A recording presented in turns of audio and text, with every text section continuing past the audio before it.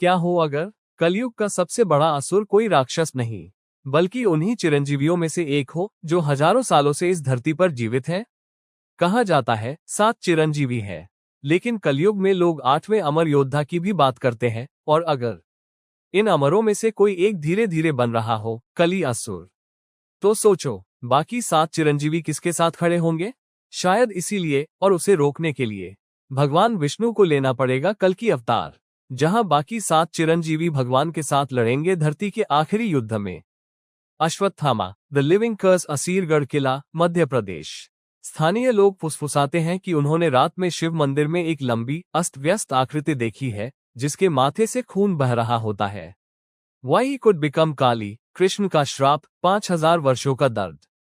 अकेलापन, अश्वत्थामा पहले ही आधे रास्ते पर है, जहां उसने सोते हुए बच्चों को मार डाला था।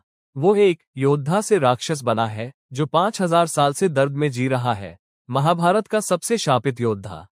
अगर उसकी हमेशा की तकलीफ के लिए नाराजगी बढ़ती है, वो कृष्ण से बदला लेने के लिए काली बन सकता है। King Mahabali the Lord of the depths, Kerala की पुरानी गुफाएं। कहा जाता है कि पूनम के दौरान वो पाताल लोक से उठते हैं। वाई कुड बिकम कले, असुरों राक्षसों के राजा। वो एक समय इतने ताकतवर थे कि उन्होंने स्वर्ग को भी हरा दिया था। लेकिन काली दानव पाताल लोक की अंधेरी गहराइयों में फलता फूलता है, जहां बलि का राज है। अगर देवताओं की जलन ने फिर कभी उनके दिल में जहर घोल दिया, तो पाताल का राजा काली बन के तीनों लोकों पर फिर हमला कर सकता है।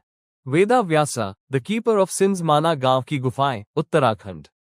तिब्बती बॉर्डर के पास शांत ठंडी गुफाएं, जहां माना जाता है कि उन्होंने महाभारत लिखी थी। वाई कुड बिकम काली, व्यास ने इंसानी इतिहास के हर पाप, हत्या और धोखे को लिखा है। ज्ञान एक बोझ बन सकता है, अथर्ववेद गुप्त विद्या के राज जानने से असलियत को बदलने की ताकत मिलती है। अगर वो दुनिया को खत्म होते देखकर मानवता से विश्वास खो दे, तो कहानी लिखने वाला कहानी खत्म भी कर सकता है। Hanuman the silent guardian, Gandhamadan पर्वत की चोटियां, ऊंचे हिमालय में छिपे हुए, जहां कहा जाता है कि वे अंत समय तक अदृश्य रहेंगे। वाई कुड बिकम काली, हनुमान शक्ति का अंतिम रूप है। कलियुग में जब भक्ति कम हो जाती है, तो शक्ति अक्सर अहंकार में बदल जाती है। अगर हनुमान का राम के नाम से कनेक्शन टूट जाए, तो उनकी शक्ति पृथ्वी को ही कुचलने के लिए काफी होगी। तब काली असुर भी उससे डर जाएगा। परशुराम द रॉथफुल मास्टर, महेंद्रगिरी पहाड़, ओडिशा। ऊबड़ खाबड़ चट्टानों वाली एक जगह जहां वो अकेले में तपस्या करते हैं।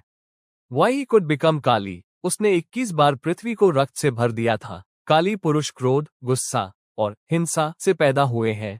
ये वही 2 चीजें हैं जिनमें परशुराम ने दुनिया को साफ करने के लिए महारत हासिल की थी। अगर उसका क्रोध फिर जागा, तो न्याय और नरसंहार में फर्क खत्म हो जाएगा। 21 पीढ़ियों का सफाया कर दिया है। हमेशा के लिए योद्धा या कलियुग का Kali. Vibhishana the shadow of the demon king, Lanka के पुराने खंडहर। घने जंगल जहां रावण का भाई आज भी राक्षसों पर राज करता है। वाई कुड बिकम कले, वो जन्म से राक्षस है। अपने भाई रावण की परछाई में रहा है, जो राक्षस काली का पहले का अवतार था। राक्षस वंश का खून आज भी उसकी रगों में बहता है, और अंधकार युग में धर्मी राक्षस को अपने पूर्वजों की पुकार इतनी मजबूत लग सकती है कि वह उसका विरोध न कर सके। त्रेता युग में उन्होंने धर्म के नाम पर अपने भाई को मार दिया। अगर कलयुग में राक्षसों को बचाने के लिए धर्म के नाम पर वो कलयुग के कल्कि बन जाए तो। हालांकि उसके अंदर तो अभी भी राक्षसों का ही खून दौड़ रहा है। Kripacharya the silent witness, Kurukshetra के छोड़े हुए युद्ध के मैदान। धूल भरे डरावने मैदान, जहां 18 दिन के युद्ध की गूंज आज भी गूंजती है। वाई कुड बिकम काली, कभी कभी बुराई के खिलाफ ना बोलना भी बुराई का हिस्सा बन जाता है। त्रेतायुग से ही कृपाचार्य सच या झूठ के बीच में खड़े रहते थे।